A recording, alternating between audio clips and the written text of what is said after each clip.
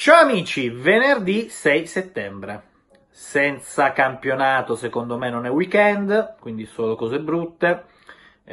Cose brutte, tra l'altro, poi se sei anche costretto ad andare con la tua ragazza all'Ikea si aggiunge una cosa brutta. Se sei sposato e devi andare a trovare i tuoi suoceri e non puoi trovare scuse, è una cosa brutta. Insomma, ragazzi, vi capisco e vi compatisco. Parallelamente, però, quel poco di calcio giocato che ci rimane in questa settimana legato alla sosta nazionale, quindi alle prove delle nazionali. Ieri l'Italia ha battuto in casa dell'Armenia per 3-1 appunto la squadra locale, una partita con luci ed ombre. È chiaro che onestamente però rispetto al fresco passato targato Giampiero Ventura mi sembra che Roberto Mancini stia costruendo qualcosa di, non dico importante, ma di interessante, un qualcosa che potrebbe rimanere nel tempo e che aritmeticamente addirittura potrebbe portare gli azzurri a qualificarsi già a ottobre a Euro 2020. Quindi complimenti al tecnico di Iesi che onestamente mi sta intrigando nella scelta di questa sua Italia, che è una squadra votata all'attacco con diversi giovani e che secondo me appunto agli europei, qualora dovessimo qualificarci, ma ormai credo che dubbi non ce ne siano più, potrebbe anche fare discretamente bene. Ieri ho visto la partita degli azzurri soprattutto per focalizzarmi sulla prestazione di Federico Bernardeschi, perché ormai credo che alla Juventus il tempo dell'apprendistato sia finito.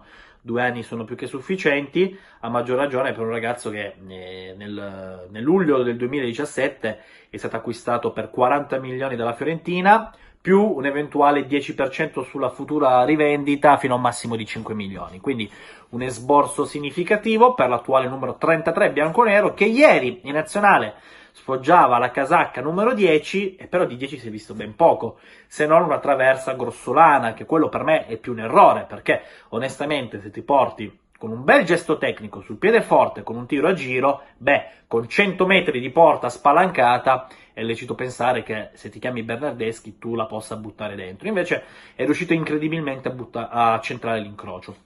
Chiaro, quando parliamo di Bernardeschi parliamo sempre di un giocatore di grande classe, e seppur a targhe alterne la Juventus lo ha dimostrato, perché onestamente ragazzi, se noi pensiamo alla prestazione che propone l'anno scorso, la scorsa stagione, contro l'Atletico Madrid nella famosa remontata trascinata da Cristiano Ronaldo, lì uno dice, cavoli, Bernardeschi è giocatore vero. Invece poi, dopo quella performance, via via l'esterno Carrarino ha fatto registrare una regressione, un'involuzione, cioè da quella prestazione in Champions League ci aspettavamo che potesse fare lo scatto decisivo, no? Lo step successivo. Invece Bernardeschi, la sua crescita si è fermata. Si è fermata a tal punto da portare la Juventus a effettuare anche riflessioni di mercato, perché io ve l'ho raccontato su Gol, ve l'ho detto qui su YouTube.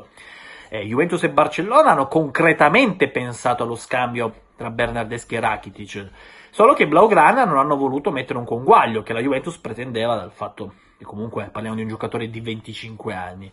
Quindi non hanno trovato la quadra, quindi Bernardeschi è rimasto a Torino.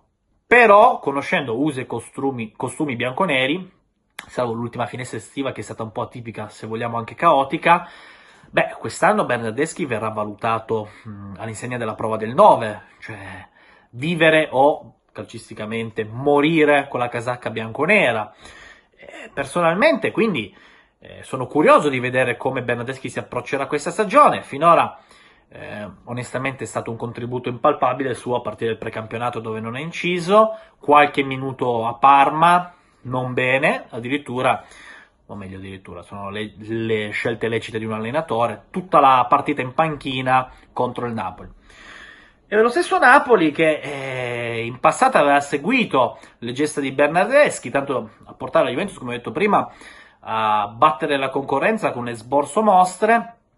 E a sto punto si diceva che a Napoli Sarri fosse un grande estimatore di Bernardeschi, si vociferava di questo aspetto anche al Chelsea. C'è stata proprio un'intervista in cui Sarri, quando era allenatore dei Blues, direttamente a Cobham, se non sbaglio, ad Alfredo Pedulla, quindi sulle colonne del Corriere dello Sport, aveva fatto capire, no? Aveva fatto intendere come fosse un estimatore dei talenti italiani, quindi di Bernardeschi, che per lui potrebbe ricoprire tutti i ruoli della fase offensiva. Però in questo momento su Bernardeschi c'è un punto interrogativo. Chiaro, nulla di preoccupante considerando come la stagione sia appena partita, ma personalmente da amante del calcio italiano, da amante del calcio in generale, mi aspetto che da un ragazzo con le sue qualità emerga tutt'altro copione. Fatemi sapere cosa ne pensate di Bernardeschi qui sotto nei commenti e soprattutto ricordatevi, se siete tifosi della Juventus, questo è il canale giusto per voi, seguitemi, mi raccomando, e mettete like ai miei video. Un abbraccio!